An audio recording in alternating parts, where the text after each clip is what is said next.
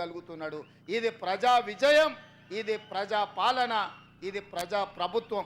నేను అడుగుతున్నా భానుప్రసాదరావు గారు ఎమ్మెల్సీ గారు, ఇక్కడ పార్కు లేదు, పార్కు కావాలన్నాడు.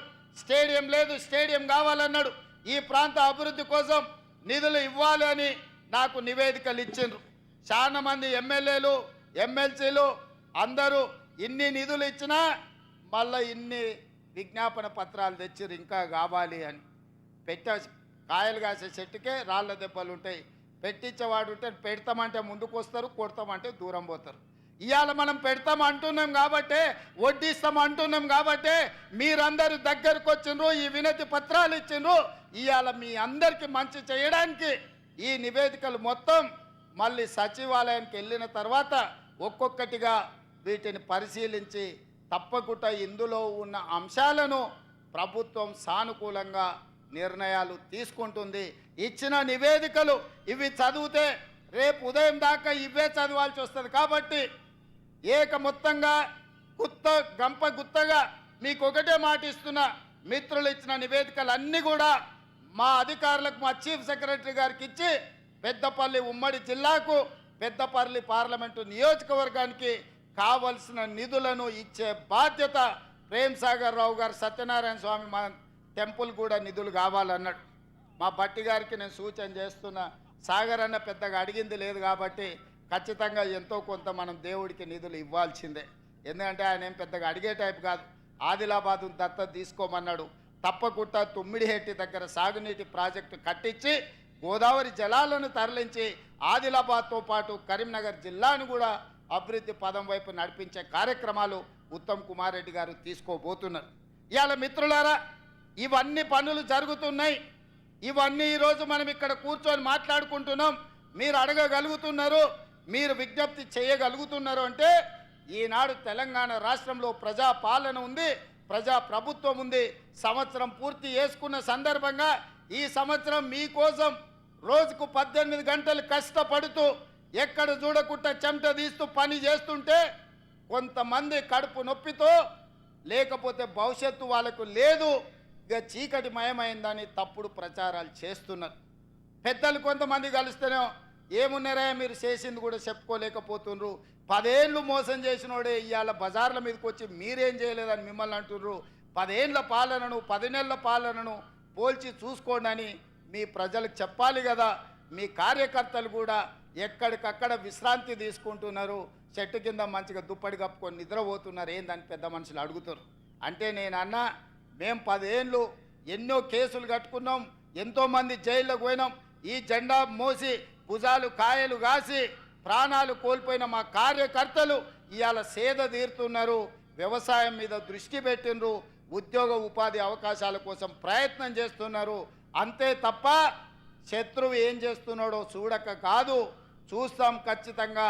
10 నెలల పాలన మీద వాళ్ళు చేసిన విష ప్రచారం డిసెంబర్ 1 నుంచి డిసెంబర్ 9 వరకు 10 రోజులు వాళ్ళు చేస్తున్న విష ప్రచారాన్ని తిప్పి కొట్టి చరిత్రను తిరగ రాస్తామని చెప్పడం జరిగింది.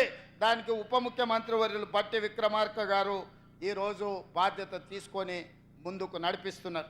మిత్రులారా, ఈ వేదిక మీద నుంచి తెలంగాణ 4 కోట్ల ప్రజలు నేను అడగదలుచుకున్నా.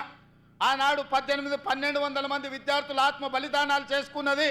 తెలంగాణ రాష్ట్రంలో నెలల కొద్దీ నిరసన తెలుపుతూ, రాస్తారోకలు చేస్తూ, వంట వార్పు చేస్తూ పిల్లలు ప్రాణాలు ఇచ్చి తెలంగాణ రాష్ట్రం తెచ్చుకున్నది ఎందుకు అని నేను అడుగుతున్నా. ఇవాళ 10 సంవత్సరాలు నిజంగానే రైతులకు వాళ్ళు బోనస్ ఇచ్చుంటే, వరి వేసుకున్న రైతులకు గిట్టుబాటు ధర ఇచ్చినుంటే ఈరోజు తెలంగాణ రాష్ట్రం సస్యశ్యామలమయ్యి ఉండేది. చంద్రశేఖరరావు గారు ఏమన్నారు ఆనాడు, ఎందుకు ఈ వరి విషయం ఈ పెద్దపల్లి మీదనే ప్రస్తావిస్తున్నంటే 33 జిల్లాలల్లో అత్యధికంగా ఒట్లు పండించే జిల్లా ఈ పెద్దపల్లి జిల్లా.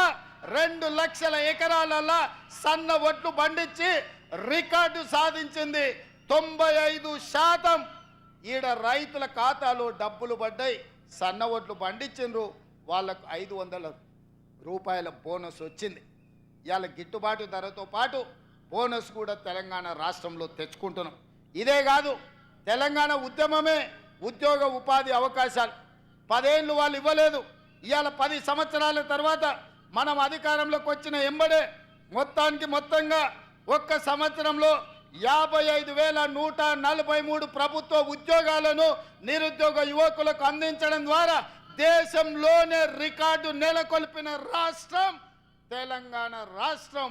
అందులో ప్రధానంగా హోంశాఖ కావచ్చు, విద్యాశాఖ కావచ్చు, గ్రూప్ 1 కావచ్చు, వైద్య ఆరోగ్య శాఖ కావచ్చు, బీసీ సంక్షేమ శాఖ కావచ్చు, ఎస్సీ అభివృద్ధి శాఖ కావచ్చు, మైనారిటీ సంక్షేమ శాఖ కావచ్చు, ఎస్టీ సంక్షేమ శాఖ కావచ్చు, నీటిపారుదల శాఖ కావచ్చు, రెవెన్యూ శాఖ కావచ్చు, పంచాయతీరాజ్ గ్రామీణాభివృద్ధి శాఖ కావచ్చు, ఇంధన శాఖ కావచ్చు, ఉన్నత విద్యాశాఖ కావచ్చు, రోడ్లు రవాణా రోడ్లు భవనాల శాఖ కావచ్చు, పురపాలక పట్టణ అభివృద్ధి శాఖ కావచ్చు, పశు సంవర్ధక మత్స్య డైరీ శాఖ కావచ్చు, వ్యవసాయ సహకార శాఖ కావచ్చు. మిత్రులారా, ఈ శాఖలల్లా మన ప్రభుత్వం ఇందిరమ్మ రాజ్యంలో మొదటి సంవత్సరం 55,143 ఉద్యోగ పత్రాలు, నియామక పత్రాలు, ఈనాడు గ్రూప్ 4 8,084 మంది నియామకాలతో 55,143 ఉద్యోగాలను ఇవాళ మన ప్రభుత్వం ఇచ్చింది.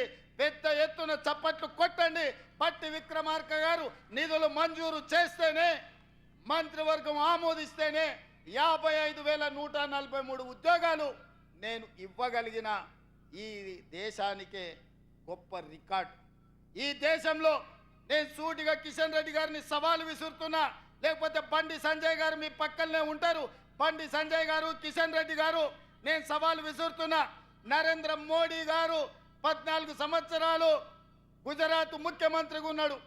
11 సంవత్సరాల నుంచి వారు ప్రధానమంత్రిగా ఉన్నారు.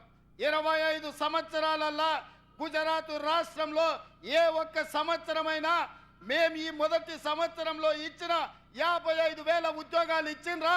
నేను సవాలు విసురుతున్న, చర్చకు సిద్ధమా?